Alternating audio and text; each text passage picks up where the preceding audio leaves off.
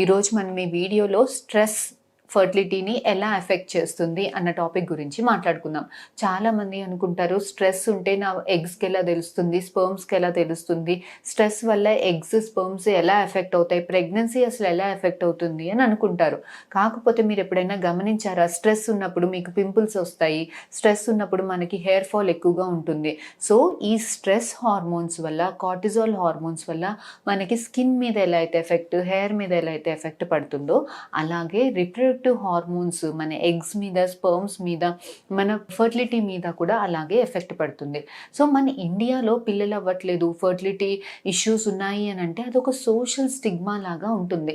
So మనకి ఎప్పుడైనా thyroid వచ్చిందో, బీపీ వచ్చిందో, షుగర్ వచ్చిందో అంటే చాలా ఈజీగా 10 మందికి ఫోన్లు చేసి చెప్తాం, మాకు ఈ బాధ ఉంది, ఆ బాధ ఉంది అని. కానీ పిల్లలు అవ్వట్లేదంటే ఎవ్వరికీ కూడా చెప్పుకోలేము. మన ఫ్రెండ్స్లో కానీ, ఫ్యామిలీలో కానీ, సొసైటీలో కానీ ఎక్కడికన్నా ఫంక్షన్స్కి వెళ్ళాలంటే కూడా చాలా ఇబ్బందిగా ఫీల్ అవుతుంటారు. యూజువల్గా 50% మగవాళ్ళది కారణం ఉంటుంది, కానీ 100% the blame goes on the female. 100% ఫీమేల్స్ని బ్లేమ్ చేస్తుంటారు. చాలామంది మగవాళ్ళు వచ్చినా కూడా సెంటర్కి రారు. ఒకవేళ వచ్చినా కూడా సీమన్ అనాలిసిస్ చేయించుకోమంటే నాకంతా బాగానే ఉంది మేడం, మేమంతా బాగానే కలిసి ఉంటున్నాం, నాకేం ప్రాబ్లం లేదు అని అంటుంటారు. కాకపోతే మీరు గమనించాల్సింది ఏంటి అని అంటే, కలిసి ఉండడం వేరు, సీమన్లో స్పర్మ్స్ ఉండడం వేరు. సో బేసిక్గా ఒక సీమన్ అనాలిసిస్ చేయించుకున్నప్పుడు మనకి ఏ స్పర్మ్ బాగుందా బాగాలేదా ఇనీషియల్ వర్కప్లో అర్థమైపోతుంది. కాకపోతే చాలామంది మగవాళ్ళు స్పర్మ్ బాగాలేదు, సీమన్ కౌంట్స్ తక్కువగా ఉంది అని అంటే యూజువల్గా డిప్రెషన్, వాళ్ళు they carry it as a male thing. So మేల్నెస్ తక్కువైపోయిందా అంటే వాళ్ళు కూడా అదొక డిసీజ్ లాగా కాకుండా పర్సనల్ నోట్లో తీసుకుంటుంటారు. చాలామంది డిప్రెషన్లో, స్ట్రెస్లో ఉంటారు. సో ఇలా స్ట్రెస్ అనేది ఆడవాళ్ళని ఎలా అయితే ఎఫెక్ట్ చేస్తుందో మగవాళ్ళని కూడా ఈక్వల్గా ఎఫెక్ట్ చేస్తుంది. సో ఈ స్ట్రెస్, యూజువల్గా ఈ హార్మోన్స్ అన్నీ కూడా ఒక మదర్ హార్మోన్ ప్రెగ్నెంట్లో నుంచి తయారీ అవుతుంటాయండి. సో ఈ బేసిక్ రా మెటీరియల్ నుంచి అన్ని రకాల హార్మోన్స్ తయారీ అవుతుంటాయి. మీరు ఎప్పుడైతే టెన్షన్, స్ట్రెస్ ఎక్కువ తీసుకున్నారంటే ఎక్కువ మటుకి ఈ raw material stress hormones, cortisol హార్మోన్స్కి తయారీ అవ్వడానికి ఎక్కువ మటుకి ఈ రా మెటీరియల్ యూజ్ అయిపోతుంది. సో మీకు రిప్రొడక్టివ్ హార్మోన్స్ తయారీ అవ్వడానికి చాలా కొంత హార్మోనే ఉంటుంది కాబట్టి, సో ఇలాంటి హార్మోన్స్ అన్నీ కూడా ఒంట్లో టెస్టోస్టెరాన్ కానీ, ఈస్ట్రోజన్, ప్రొజెస్టరాన్ కానీ ఇలాంటి హార్మోన్స్ అన్నీ కూడా తక్కువైపోతుంటాయి. సో ఇలా తక్కువైపోవడం వల్ల ఎగ్ క్వాలిటీ తక్కువైపోవడం కానీ, ఎగ్ ప్రొడక్షన్, మీరు ఐవీఎఫ్లో కానీ న్యాచురల్ ఎటువంటి ట్రీట్మెంట్స్ తీసుకున్నా కూడా హార్మోన్స్, మెడికేషన్స్ ఎక్కువ వాడాల్సింది ఉంటుంది. ఎగ్ గ్రోత్ స్లోగా ఉంటాయి, ఈ ఎగ్ క్వాలిటీ తక్కువగా ఉంటుంది. సో ఈ కార్టిజాల్ హార్మోన్స్ వల్ల ఎగ్ క్వాలిటీ తక్కువైపోతుంది, యూట్రస్కి బ్లడ్ ఫ్లో తక్కువ అవుతుంది, బేబీని అతికించుకునే శక్తి తక్కువైపోతుంది, బేబీస్కి అబార్షన్, యూజువల్గా ప్రెగ్నెన్సీస్ కూడా అబార్షన్ అయ్యేదానికి స్కోప్ ఎక్కువగా ఉంటుంది. మగవాళ్ళల్లో కూడా ఈ స్ట్రెస్ హార్మోన్స్ వల్ల టెస్టోస్టెరాన్ అనే హార్మోన్, యూజువల్గా స్లీప్ ప్యాటర్న్స్ వేరీ అవ్వడము, డిప్రెషన్ ఇలాంటివన్నిటి వల్ల టెస్టోస్టెరాన్ హార్మోన్ తక్కువైపోతుంది, కార్టిజాల్ హార్మోన్ ఎక్కువైపోతుంది. సో ఇలాంటి వల్ల స్పర్మ్ ప్రొడక్షన్ కానీ, క్వాలిటీ కానీ చాలా తక్కువ ఉంటుంది. ఉన్న సీమన్లో కూడా జెనెటిక్ మెటీరియల్ ఫ్రాగ్మెంటేషన్ ఎక్కువైపోతుంది. సో ఇలా జెనెటిక్ మెటీరియల్ ఫ్రాగ్మెంటేషన్ ఎక్కువ అవడం వల్ల, క్వాలిటీ తగ్గిపోవడం వల్ల ఇలాంటి స్పర్మ్ తోటి ప్రెగ్నెన్సీ రావడానికి ఇబ్బంది ఉంటుంది, వచ్చినా కూడా అబార్షన్స్కి స్కోప్ ఎక్కువగా ఉంటుంది. సో ఈ స్ట్రెస్ అనేది మనకి ప్రెగ్నెన్సీ రావడానికి అన్ని డైరెక్ట్గా, ఇండైరెక్ట్గా చాలా ఎఫెక్ట్స్ చూపిస్తుంది. సో మీకు ఎప్పుడైతే ఇలాంటి స్ట్రెస్ ఉందో, ఈ counselling sessions, psychiatrist counselling sessions అనేవి చాలా హెల్ప్ అవుతుంటాయి. కాకపోతే చాలామంది ఈ కౌన్సిలింగ్ సెషన్స్ చాలా కాస్ట్లీ అని వెళ్ళరు. కాకపోతే మన 49 ఫర్టిలిటీ సెంటర్లో ఈ సైకలాజికల్ కౌన్సిలింగ్ సెషన్స్ అన్నీ కూడా మీకు ఫ్రీగా జరుగుతుంటాయండి. సో మీకు కానీ, మీ ఫ్యామిలీలో కానీ, ఫ్రెండ్ సర్కిల్లో కానీ ఎవరికైనా ఇలాంటి ఇష్యూస్ ఉన్నప్పుడు try to spread the word. How stress మనకి ఎట్లా ఎఫెక్ట్ అవుతుంది, మనకి ఎటువంటి ఇబ్బందులు వస్తాయి అన్నది please do spread the word. And మీకు యోగా కానీ, మెడిటేషన్స్ కానీ, అవసరమైతే కౌన్సిలింగ్ సెషన్స్ కానీ వెళ్ళడం చాలా చాలా చాలా ఇంపార్టెంట్. ఈరోజు నా ఓపీడీకి ఒక కపుల్ వచ్చారు, ఐటీ బ్యాక్గ్రౌండ్ కపుల్.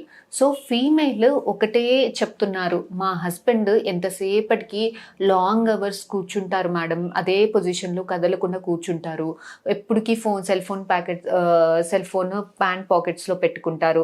ఎప్పుడు ల్యాప్టాప్స్ ల్యాప్ మీద పెట్టుకొని పని చేస్తుంటారు. నైట్ షిఫ్ట్స్ ఉంటాయి. ఇవన్నీ మంచివి కావు అని నేను చెప్తున్నాను. కానీ నేను ఎంత చెప్పినా కూడా ఊరికే ఈ ఆన్లైన్ నాలెడ్జ్, గూగుల్ నాలెడ్జ్ నా మీద ఇంపోజ్ చేయకు, ఇదంతా ఏం నువ్వు చెప్పేది కరెక్ట్ కాదు అని అంటున్నారు.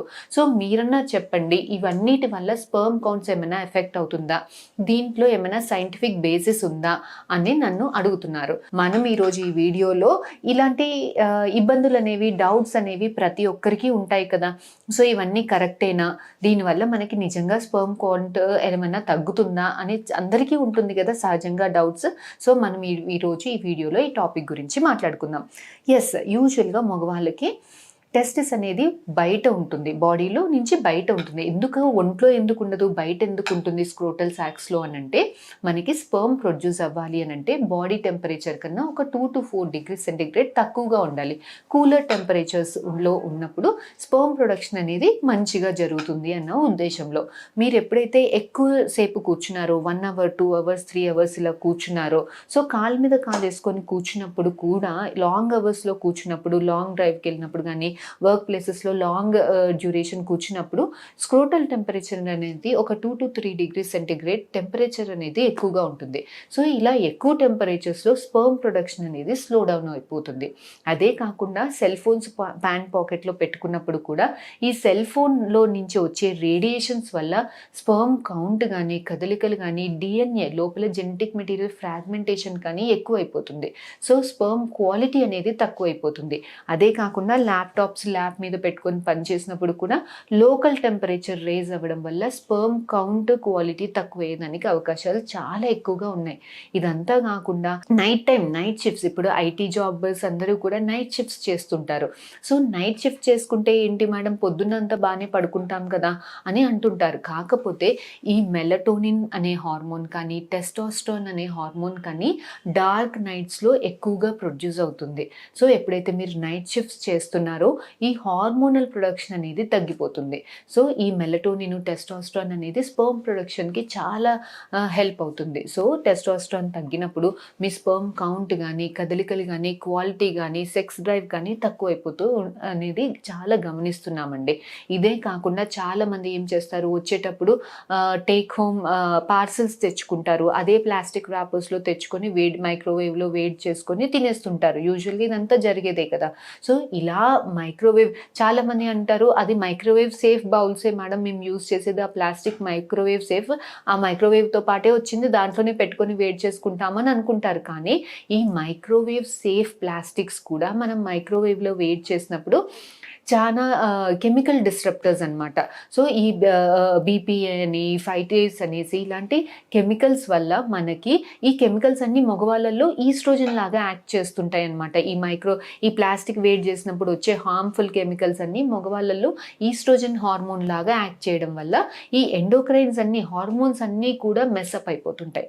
సో ఇలా అవ్వడం వల్ల మనకి స్పర్మ్ ప్రొడక్షన్ కానీ, క్వాలిటీ కానీ చాలా తక్కువయ్యేదానికి స్కోప్స్ చాలా ఎక్కువగా ఉన్నాయి. చాలా మంది రీసెర్చర్స్లో కూడా ఈ మైక్రో ప్లాస్టిక్స్ అనేది మగవాళ్ళు టెస్టిస్లో గమనించడం అనేది చాలా ఎక్కువగా చూస్తున్నారు. సో హెల్దీ స్పర్మ్ ప్రొడక్షన్కి హెల్దీ లైఫ్ స్టైల్ అనేది చాలా ఇంపార్టెంట్. ఈ స్మోకింగ్ చాలా మంది అనుకుంటారు ఓన్లీ స్మోకింగ్ చేయట్లేదు కదా, గుట్కా పాన్ ఈజ్ ఓకే అని అనుకుంటారు. కానీ tobacco in any form, smoking కానీ, గుట్కా పాన్ కానీ చాలా హార్మ్ఫుల్. సో ఇది డైరెక్ట్గా స్పర్మ్ ప్రొడక్షన్ మీద ఎఫెక్ట్ పడుతుంది. సో ఆల్కహాల్ కన్సంప్షన్ తగ్గించి, స్మోకింగ్ కంప్లీట్గా అవాయిడ్ చేసి, హెల్దీ లైఫ్ స్టైల్ అలవర్చుకొని, హోమ్ డైట్ ఫాలో అయ్యి హెల్దీ లైఫ్ స్టైల్ యూస్ చేసినప్పుడు స్పర్మ్ ప్రొడక్షన్ కూడా చాలా బాగా ఉండేదానికి, యూజువల్గా ఏమైనా మైనర్ అబ్నార్మాలిటీస్ ఉన్నా కూడా హెల్దీ లైఫ్ స్టైల్ వల్ల కరెక్ట్ అయ్యేదానికి, రీగెయిన్ అయ్యేదానికి చాలా ఎక్కువ ఛాన్సెస్ ఉంది. సో కపుల్ ఎప్పుడు 1.5 year ట్రై చేసినా కూడా ప్రెగ్నెన్సీ రావట్లేదు అని అంటే ఇమీడియట్గా వచ్చి బేసిక్ ఎగ్ ఎట్లా ఉంది, ట్యూబ్స్ ఎట్లా ఉంది, యూట్రస్ ఎట్లా ఉంది, స్పర్మ్ సీమెన్ అనాలిసిస్ ఎట్లా ఉంది అన్నది చూసుకొని బేసిక్ వర్కప్ చేయించుకున్నప్పుడు ఏమైనా ఇనీషియల్ స్టేజెస్లో చిన్న అనామలీస్ ఉన్నా కూడా మనకి ఎర్లీ డిటెక్షన్ చేసినప్పుడు జల్దీ కరెక్ట్ అయ్యేదానికి స్కోప్స్ అనేవి చాలా ఎక్కువగా ఉంది. సో ఈ టాపిక్ గురించి ఫర్దర్గా మీకు ఇంకేమైనా డౌట్స్ ఉంటే please do come and contact us. We'll definitely get back to you. Thank you.